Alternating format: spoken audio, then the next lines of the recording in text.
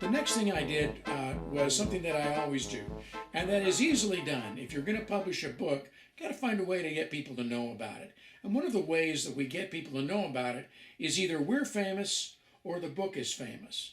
People don't generally buy books, has been my experience. They buy authors. And so when you're an unknown, they're not going to buy your book. They're going to go, who the heck is Kenny Kemp? Nobody. And therefore, why should I buy his book?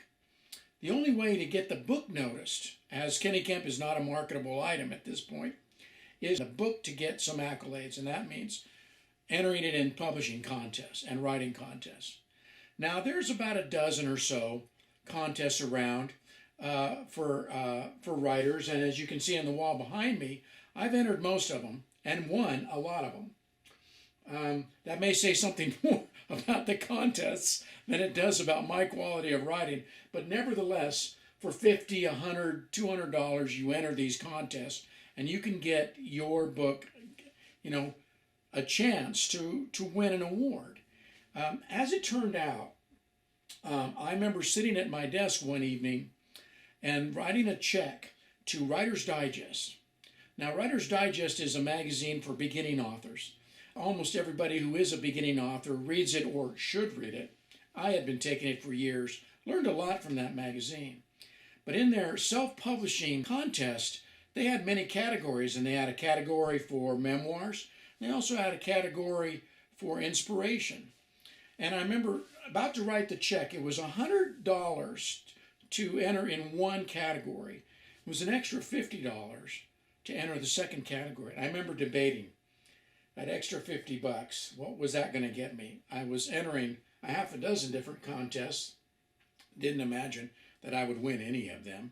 High Hated Heaven had won one award from the independent publishers outfit, so I was tickled about that, but I thought, well, in for a penny, in for a pound. If you're going to go for it. And so I wrote that check for $150 and sent it in and got on with my life. A few months later, I got a phone call, which was a surprise because normally if you win awards like this, you just get a letter and a certificate in the mail and maybe an invite to come to the award ceremony. But I got a phone call from the editor of Writer's Digest, and she said, Ken, you have won the Writer's Digest Self-Published Book Award. And I said, oh, what category? She goes, no, you've won the grand prize. Really? She said, yes, we had to give it to you. These were her exact words. We had to give it to you because your little book won both the inspiration and the memoir category. It was the only book that won two categories out of 5 or 6 categories, so you won. I went, wow, well, that's great. Thanks. The next issue of Writer's Digest came out, and suddenly there's my picture on the cover as the grand prize winner and a full write-up article about me and the book in which they really, really were kind to the book in an article called The Road Traveled, where I talk about the genesis of the book.